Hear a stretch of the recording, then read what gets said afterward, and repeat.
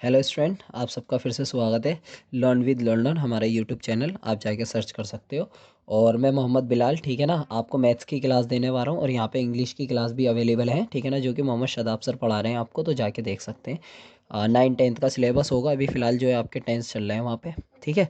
तो last class के अंदर हमने जो है ना फैक्टराइज करना सीखा था, स्प्लिटिंग द मिडल टर्म सीखा था, ठीक है ना, गुणनखंड करना सीखा था। सर जी क्या होता है, मैंने बहुत अच्छे से बहुत ज़्यादा डिटेल में जाकर बिल्कुल एकदम स्टेप बाय स्टेप जैसे नन्हे से बच्चे को समझाते हैं ना, उस तरीके से समझाया था सारा का सारा। तो आप लास्ट वीडियो को देख लेना, अच्छे से समझ में आ जाएगा। आज जो है मैं आपको कुछ यही क्वेश्चंस कराने वाला हूँ जो कि आपकी एक्सरसाइज 2.2 यानी कि NCERT बुक के हैं ये क्वेश्चंस। कौन सी बुक के? NCERT बुक के क्वेश्चन है, तो हम NCERT पहले सॉल्व कराएंगे, जो कि बहुत ज़्यादा सफिशिएंट होती है बच्चों के लिए, तो पहले वही करा रहा हूँ। तो ये क्वेश्चन दे रखा है वहाँ पे, सारे क्वेश्चन लिख लिए हैं मैंने, है नहीं। तो ये x² - 2x - 8 दे रखा है। अब हमें इसे क्या करना है, स्प्लिट करना है, जो कि लास्ट क्लास में मैंने बता दिया था किसकी किससे मल्टीप्लाई करनी है। तो a की c से मल्टीप्लाई इसके साथ 1 है, 1 की मल्टीप्लाई 8 से होगी, तो 1 की मल्टीप्लाई किससे हो जाएगी आपकी -8 से, तो माइनस का 8 आ जाएगा। इसके ऐसे फैक्टर जिसे जोड़ें या घटाएं तो बीच वाला बन जाए, ठीक है ना। तो ये घटा देंगे आप, 2 चौक 8, 4 में से 2 जाएंगे तो 2 बचेगा। लेकिन आप सोचिए, 4 में से अगर 2 घटाएंगे तो 2 बचेंगे पॉजिटिव, लेकिन हमें 2 कैसे चाहिए? नेगेटिव। तो आपको 2 में से 4 घटाना पड़ेगा ताकि माइनस का 2 बचे। इनके साथ एक्स लिख लो, इनके साथ एक्स लिख लो, माइनस के 4 एक्स हैं तो ये माइनस का 4 एक्स आ गया, ये 2 एक्स है तो प्लस का 2 एक्स आ गया। अब इन दोनों में से कॉमन निकाल लो, एक्स कॉमन आ जाएगा, इन दोनों में 2 कॉमन आ जाएगा। 2 के अंदर मल्टीप्लाई करके भी चेक कर लेना सही निकाला है कॉमन या गलत निकाला है। 2 की 1 से करोगे 2 एक्स, 2 की 4 से करोगे 2 चौक 8 हो जाएगा। क्लियर ये वाली बात? अब ये वाला और ये वाला, ये दोनों फैक्टर सेम रहेंगे, आपके दोनों वैल्यू सेम रहेंगी। इसको एक बार लिख लीजिए, ये वाली वैल्यू जो है एक्स ये अंदर लिख लो, और यहाँ पे जो बाहर वैल्यू है उसको इसके साथ लिख लो। अब इन्हें एक एक करके जीरो के इक्वल रख लीजिए, क्योंकि इक्वल में जीरो है, एक्स की वैल्यू निकालनी है। तो माइनस का 4 इधर जाके क्या हो जाएगा? ये प्लस का, और ये प्लस का 2 इधर जाके क्या हो जाएगा?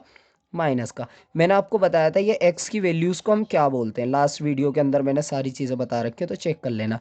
तो ये एक अल्फा है और एक क्या है आपका, ये बीटा है। क्लियर है ये वाली बात? ये रिलेशन है जो मैं लास्ट वीडियो में बता चुका हूँ आपको, बहुत इंपॉर्टेंट है, ये एग्जाम में आएंगे आपके, है नहीं। तो अल्फा प्लस बीटा किसके बराबर होता है? -b/a के। क्या बोलते हैं इसको? चेक कर लेना एक बार। तो यहाँ ये माइनस का है, माइनस की मल्टीप्लाई जब प्लस से होती है तो माइनस, 4 में से 2 चला जाएगा, 2 बचेगा।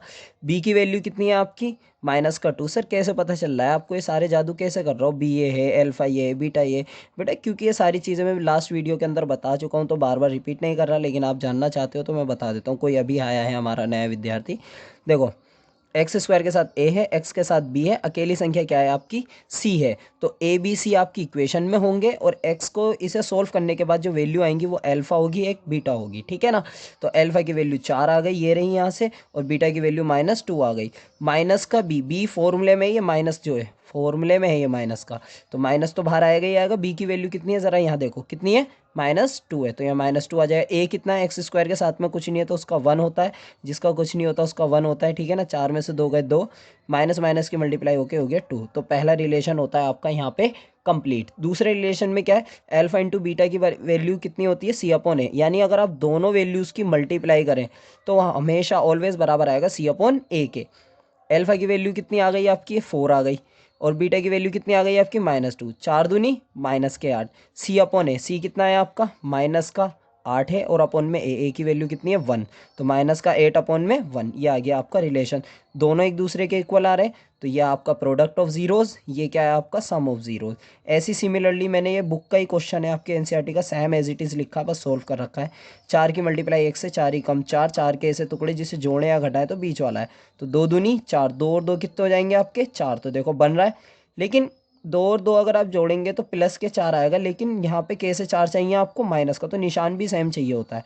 तो माइनस का 2 ले लो, माइनस का 4 हो जाएगा। तो माइनस का 2s लिख लिया, -2s। इन दोनों में से कॉमन निकाल लिया मैंने यहाँ पे 2s की मल्टीप्लाई जब 2 की 2 से होगी तो 2 दूनी 4, s की s से हो जाएगी x²। ये कॉमन निकाल लिया, पूरी वैल्यू बाहर आ गई, तो इसकी जगह क्या बचा आपका? -1, यहाँ से माइनस कॉमन निकाल लिया, तो ये बचा। ये दोनों सेम आ गए, दोनों को जीरो के इक्वल रखा, दोनों सेम है तो सेम ही वैल्यू आएगी। अगर मैं इसको रखता 2s - 1 = 0, तो s बराबर -1 उधर जाके प्लस का हो जाता है, मल्टीप्लाई वाला डिवाइड में चला जाता।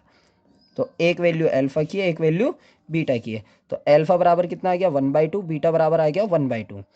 पहला रिलेशन सम ऑफ जीरोस बराबर होता है माइनस बी अपॉन ए, 1/2 प्लस 1/2, हाफ और हाफ 1 होता है। ठीक है, एलसीएम ले रखा है यहाँ पे, माइनस बी अपॉन ए, बी की वैल्यू कितनी है -4, ये आ गया, और अपॉन में क्या आएगा ए कितना है आपका, ये भी 4 ही है। क्लियर है ये वाली बात, तो यहाँ पे भी 4/4 आ जाएगा, 4 से 4 कट के कितना आ गया ये 1। तो दोनों एक दूसरे के इक्वल आ रहे हैं, पहला रिलेशन कंप्लीट। दूसरा अल्फा इंटू बीटा, यानी कि 1/2 इंटू में 1/2, अल्फा की वैल्यू 1/2, बीटा की वैल्यू भी 1/2। तो 1/2 की जब मल्टीप्लाई होगी 1/2 से, तो 1 की 1 से होके एक ही कम एक, नीचे 2 दूनी 4 हो जाएगा। सी अपॉन ए, सी कहाँ से आया आपका, सी कितना है ये 1 है देखो, और ए कितना है आपका 4 है, तो 1/4, तो ये दोनों बराबर आ रहे हैं, तो यहाँ ये कंप्लीट होता है। ऐसे ही मैंने आपके कुछ और क्वेश्चंस करा रखे हैं, ये देखिए सारे क्वेश्चन कंप्लीट कराऊंगा, एक एक क्वेश्चन होगा आपकी बुक का, एक एक क्वेश्चन होगा, ठीक है ना, विद एग्जाम्पल्स। ठीक है ना, तो आप बेफिक्र होके बस बने रहें, ठीक है। अभी एक क्वेश्चन दे रखा है आपको, कितना है question, 6x² -3 -7x।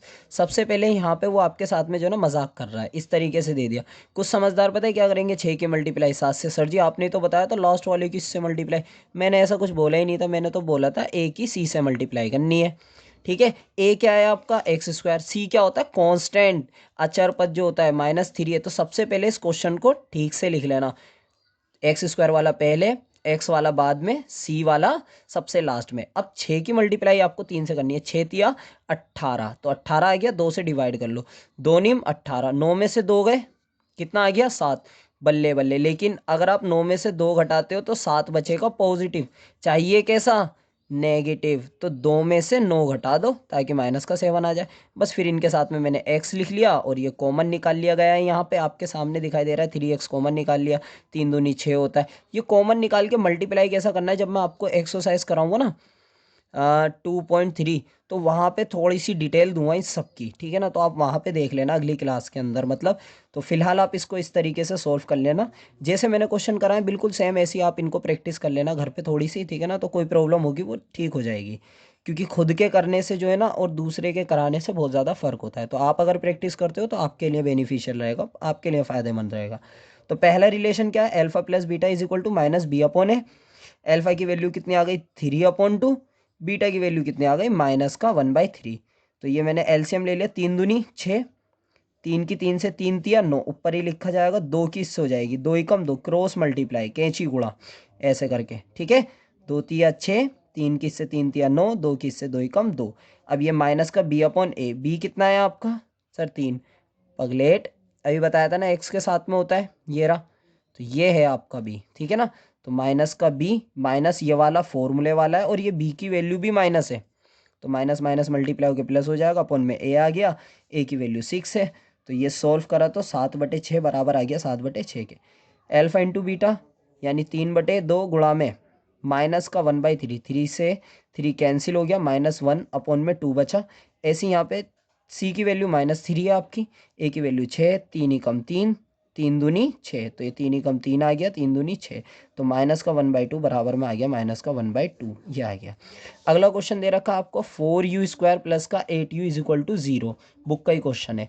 4u common निकाल लिया, 4 की 4 से होगी, एक ही कम 4 ही कम 4 आ जाएगा, u की u से होगी u², 4 दूनी 8, और u हो जाएगा, ब्रैकेट के बाहर वाले के अंदर मल्टीप्लाई करके देखो वापस से ऊपर वाला बनता है हमेशा, तो यही हो जाएगा यहाँ पे।